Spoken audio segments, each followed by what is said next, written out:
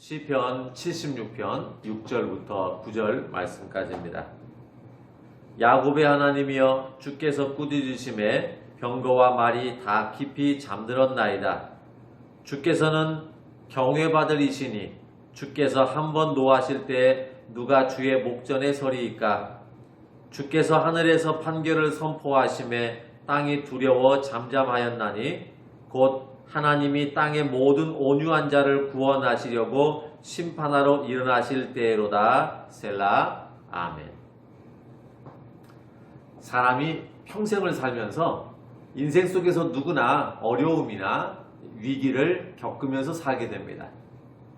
평생 동안에 자기 자신 때문에 생긴 일이든지 아니면 다른 사람 때문에 생긴 일이든지 그 어려움 때문에 힘들어하지만 그 위기를 극복해 나감으로 사람은 성장하고 성숙해지게 됩니다.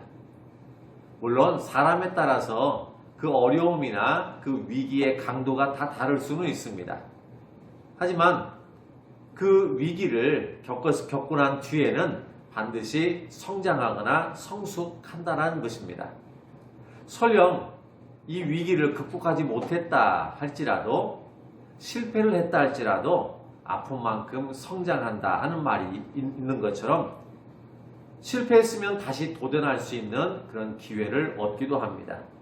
그래서 실패는 성공의 어머니다 라고 하는 이런 말이 있는가 봅니다. 어려움이나 위기는 참고 견디다 보면 시간이 지나서 저절로 해결되는 이런 부분도 있기도 합니다.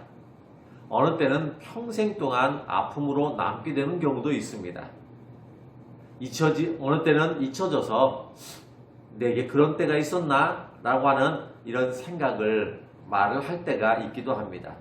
하지만 이런 모든 일들도 내가 시간이 지난 뒤에도 살아남아 있을 때 생각하거나 말할 수 있는 일입니다.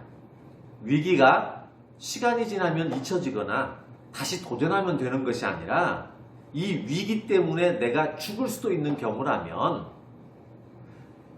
내가 이 위기에서 살아남고 싶은 마음이 있다면 어떻게 해서든지 이 위기를 견뎌내고 이겨내지 않으면 안 되는 겁니다. 대학 입학시험에 떨어졌습니다. 그러면 처음에는 물론 실망도 크고 아픔도 있겠죠. 하지만 다음 해에 다시 도전하면 됩니다. 저도 신학교에 가겠다고 시험을 봤는데 그게 떨어졌습니다. 어렵게 가지 않겠다고 버텼던 사람인데 어렵게 결정을 했습니다. 그리고 신학교를 가겠다고 시험을 치렀는데 떨어졌습니다. 처음에는 그것 때문에 속도 상하고 또 하나님께 또 하소연도 하기도 했습니다. 아니 가려고 했던 게 아니라 가기 싫은 사람 억지로 결정을 하고 이제 가기로 했다면 시험에 합격해야지 떨어뜨리면 어떻게 합니까? 처음에는 그랬지만 나중에 얼마 지나지 않아서 마음을 추스리고 다시 도전해서 그 다음 해 신학교에 입학을 했습니다. 그리고 지금 이렇게 목사가 되어 있습니다. 어렸을 때 아버님이 친척에게 돈을 빌려주고 또 빚보증을 썼다가 아직까지 그 돈을 받지 못하고 있습니다. 경제적으로 어려움을 겪었는데 거기에다가 설상가상으로 아버님께서 병으로 돌아가셨습니다. 그 바람에 집이 완전히 휘청거리게 되면서 경제적으로 굉장히 힘들고 어려워졌습니다. 대학교에 입학을 했는데 한 해를 다니고 나서 그 다음 해 학교를 다닐 수가 없어서 휴학을 하고 1년 동안 알바를 했습니다. 학비를 열심히 모아서 그리고 그 다음 해 복학을 하고 다시 또 1년을 다니고 그 다음에 또 학교를 계속 다닐 수가 없어서 또 휴학을 하고 또 알바를 해서 학비를 벌었습니다. 그렇게 살았지만 그 당시에는 그렇게 힘들게 어렵게 살았지만 그 후로 한 35년의 세월이 흐르면서 지금은 나름대로 미래에 대한 새로운 꿈을 꾸고 살아가고 있습니다. 어려움이 있어도 시간이 지나고 세월이 흐르면서 회복이 되거나 잊혀지거나 하기도 하지만 문제는 이 어려움과 위기가 내 생명과 직결될 때 이 위기를 내가 지금 견뎌내지 않으면 지금 이 어려움을 내가 극복해내지 않으면 이대로 죽을 수밖에 없는 이런 상황이 된다면 이건 그냥 지나칠 수가 없는 일입니다. 어떻게 해서든지 이 지금 위기와 이 어려움의 순간들을 견뎌내야만 한다는 것입니다. 그런데 문제는 이 어려움이나 이 위기를 내가 이겨낼 수 있는 힘이 지금 나에게 없다는 사실입니다. 아무리 생각하고 아무리 이런 방법 저런 방법을 내가 생각해내도 내가 감당하고 견뎌내고 이겨낼 수 있는 방법도 없고 그렇다고 해결할 수 있는 다른 길이 전혀 없습니다.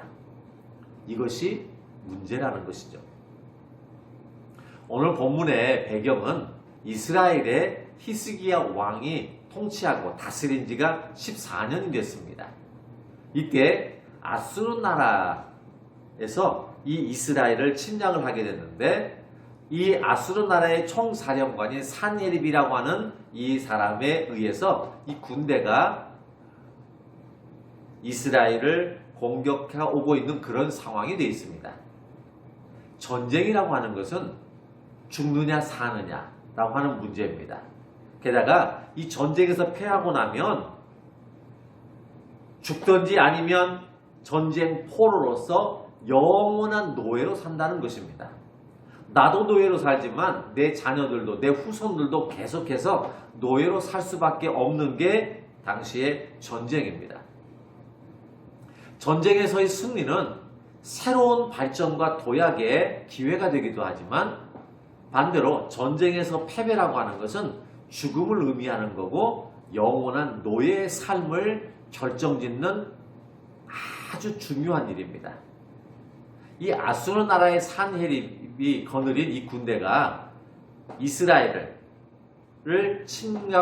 침략을 하게 됩니다. 그런데 이 아수르의 산헤립은 처음부터 계획을 짰습니다. 단기전에 공격을 해서 이스라엘을 함락하는 게 아니라 장기전을 생각을 해서 올 때부터 많은 군량미를 가지고 오고 그리고 많은 군대를 이끌고 와서 장기전에 돌입을 하게 됩니다. 이스라엘 입장에서는 이 산헤립이 이끄는 이 아수르 군대와 나가서 대항해서 싸울 수가 없기 때문에 찾고 숨고 하다가 결국은 사마리아라고 하는 작은 성 안에 온 이스라엘이 집결을 하게 됩니다. 사마리아 성 안에 이스라엘 민족이 들어가 있고 성문을 굳게 닫았는데 산헤립은 처음부터 장기전에 돌입을 하게 됩니다. 이 사마리아 성을 완전히 포위를 하고 어느 한 사람도 이 성 안에서 밖으로 나오지 못하도록 이렇게 만들었습니다. 이렇게 한 이유는 이스라엘 백성들이 이 사마리아라고 하는 성 안에 거주하지만 이 성 안에서는 거주하는 이런 사람들만 있지 실제 삶을 이어나갈 농사를 짓는다든지 가축을 기르는 일은 항상 성 밖에서 이루어졌습니다. 성 안에는 주거지역으로 살고 성 밖에서 농사를 지어서 그래서 아침에 일찍 일어나서 농사를 지려면 성문이 열려지고 나면 성 밖에 나가서 농사를 짓고 또 추수하고 이렇게 거둬들이고 그리고 가축들도 양이나 소나 염소 같은 이런 가축을 기를 때도 보면 이것을 성 안에서는 우리 안에 넣어놓고 있다가 성문이 열려지게 되면 이 가축들을 데리고 성 밖에 나가서 푸른 초장에 가서 풀을 먹이고 그리고 저녁이 되면 이 가축들을 데리고 와서 성 안에 우리에다가 가둬두는 이런 삶을 살았습니다. 이것을 산헤립 왕이 알고 처음부터 성문을 포위하고 어느 누구도 이 성문 밖으로 나오지 못하도록 이렇게 계획을 세웠습니다. 그러다 보니까 성 안에 살고 있는 사람들은 성 밖을 나가서 곡식을 먹을 양식을 가져올 수가 없으니까 그동안 있는 것 최대한 아끼면서 그래서 허리띠를 졸라매고 또 때로는 단식도 하기도 하고 이렇게 해서 버텨나가지만 아예 처음부터 장기전을 예상을 해서 많은 군량미를 가지고 그리고 군대를 이끌고 온 이 사내립의 이 계획에는 도저히 감당을 해낼 수가 없게 되는 거죠.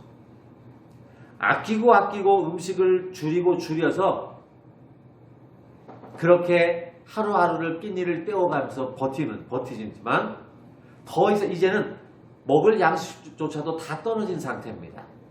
가지고 있는 가축들을 먹자니 그동안 이 가축들이 계속 양식을 나가서 풀을 먹지 못했기 때문에 이 가축들마저도 이미 배가 홀쭉해져서 이걸 잡아봐야 그렇게 얼마를 먹지 못하게 되는 거죠. 그래서 가축들도 굶어서 죽게 되고 사람들도 이렇게 해서 한 사람 한 사람 굶어서 죽는 사람들이 발생을 하게 됩니다. 아무리 허리띠를 졸라매고 아무리 굶어가면서 버티려고 하지만 이게 장기전으로 돌입하는 데에는 도저히 감당을 해낼 수가 없습니다. 처음에는 금방 끝날 줄 알았습니다. 그런데 시간이 지나면 지날수록 이게 금방 끝날 문제가 아니라 언제 끝날지 모르는 이런 상황이 되는 거죠. 바로 개인의 위기와 어려움이자 국가의 위기와 어려움에 처해져 있는 이런 상황이 되고 말았습니다. 이 상황을 어떻게 하면 좋을까요? 우리도 마찬가지입니다. 코로나라고 하는 것이 이 나라에 왔을 때 이렇게 오래 지속될 줄 몰랐습니다.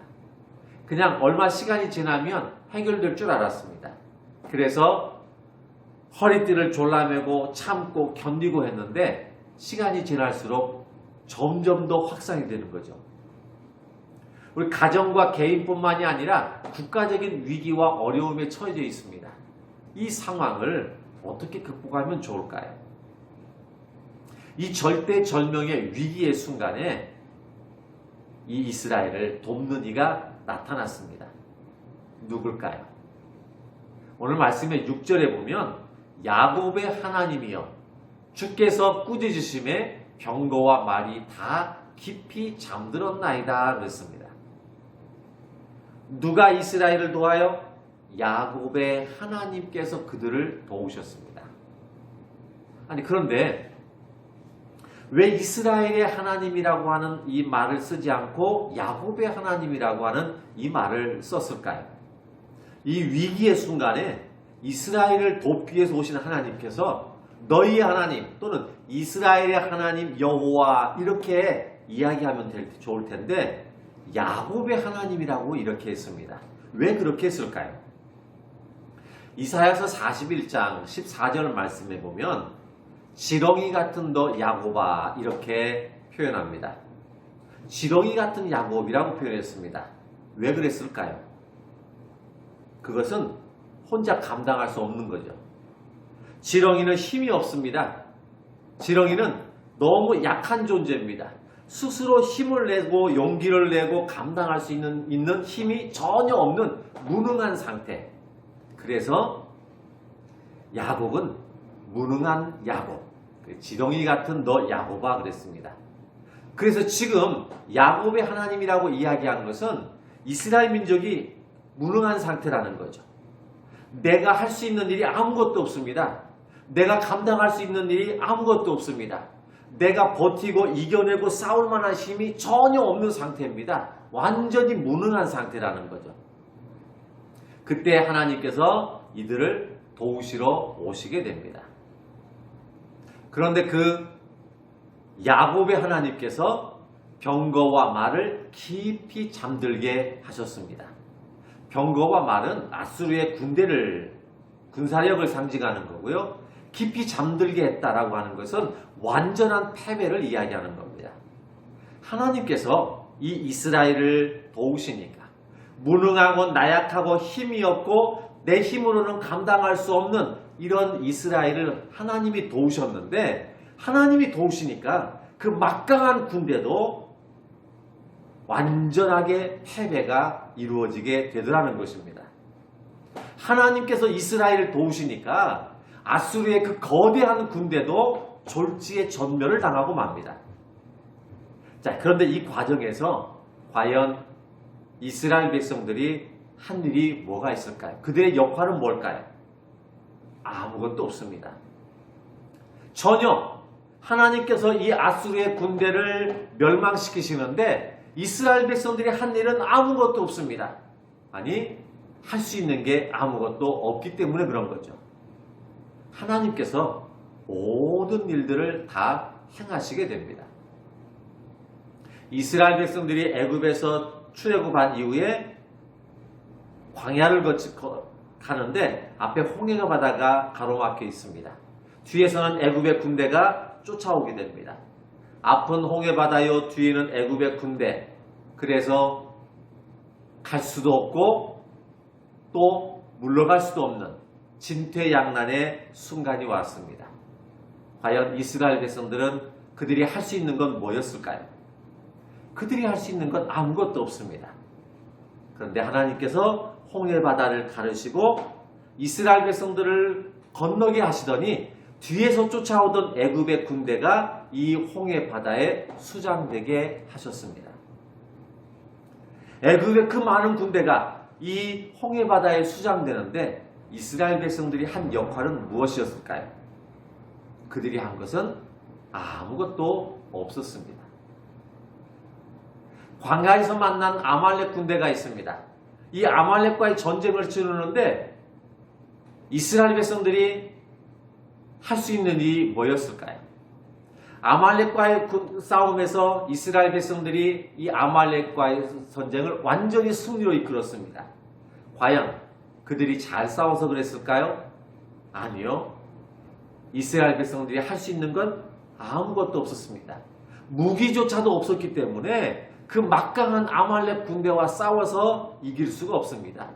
무기를 손에 들고 칼과 창을 손에 든 아말렉 군대와 맨손으로 다가서는 이스라엘 백성들과 이게 전쟁이 과연 가능할까요?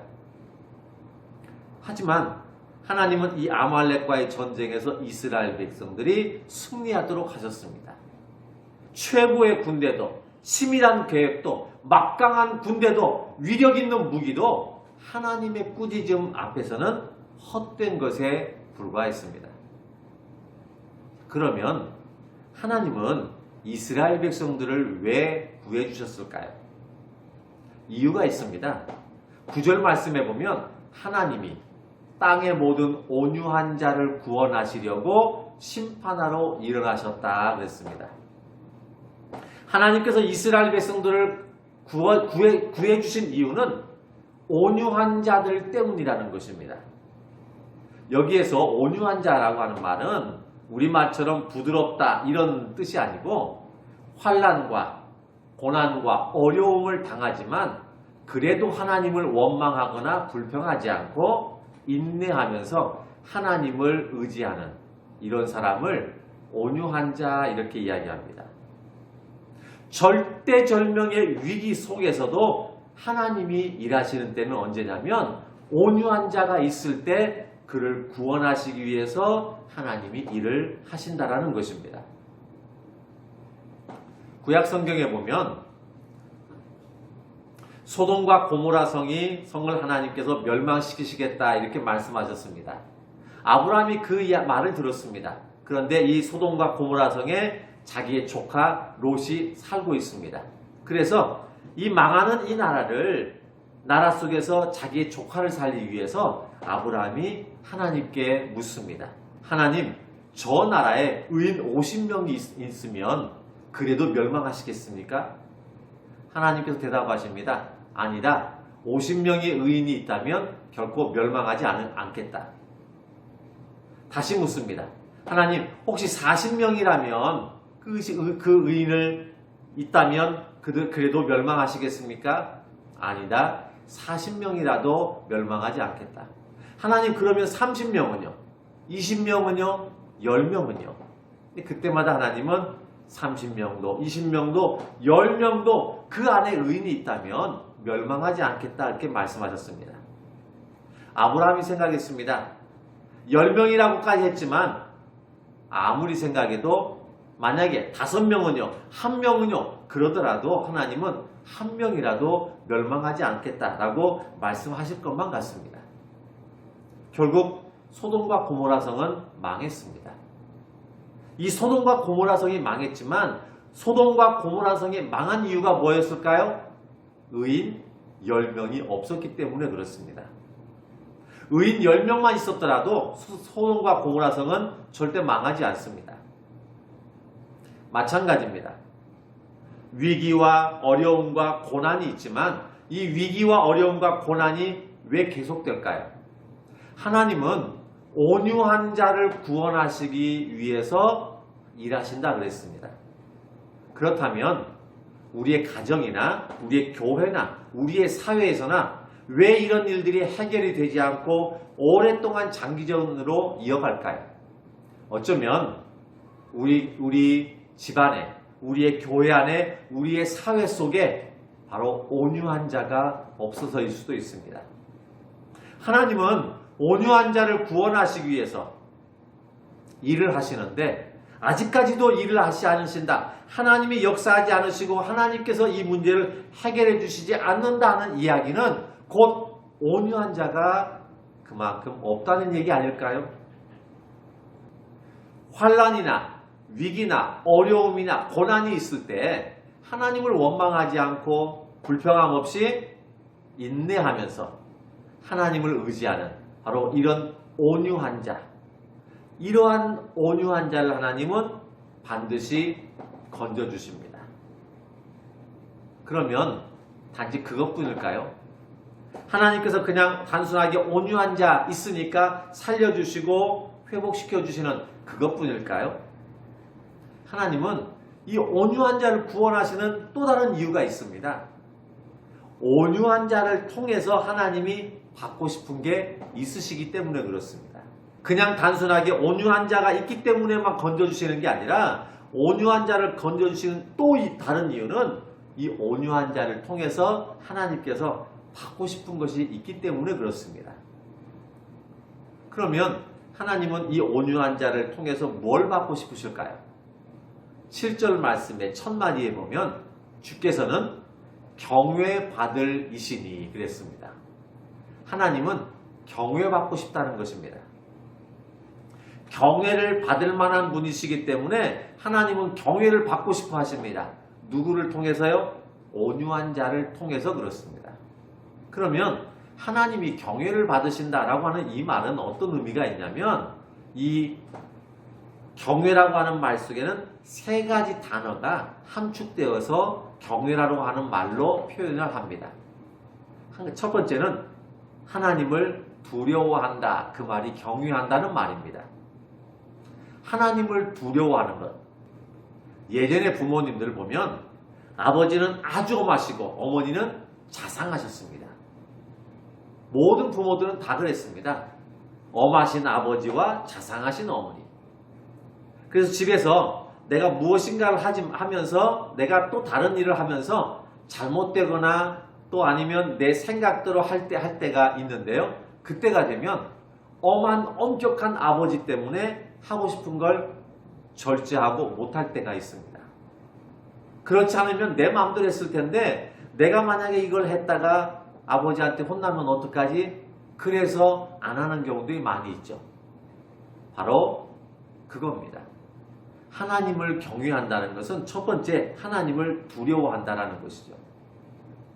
아버지가 엄격하심으로 인해서 곁길로 나가지 않고 바르게 산다라는 거죠. 간혹 아버지가 일찍 돌아가신 이 가정에서는 어머니가 아버지 역할까지 같이 감당했습니다. 옛말에는 아버지가 없는 이런 자녀들을 홀로자식이라고 했습니다. 그 말은 홀로 아버지 없이 홀로 자랐다. 그래서 홀로자식이거든요.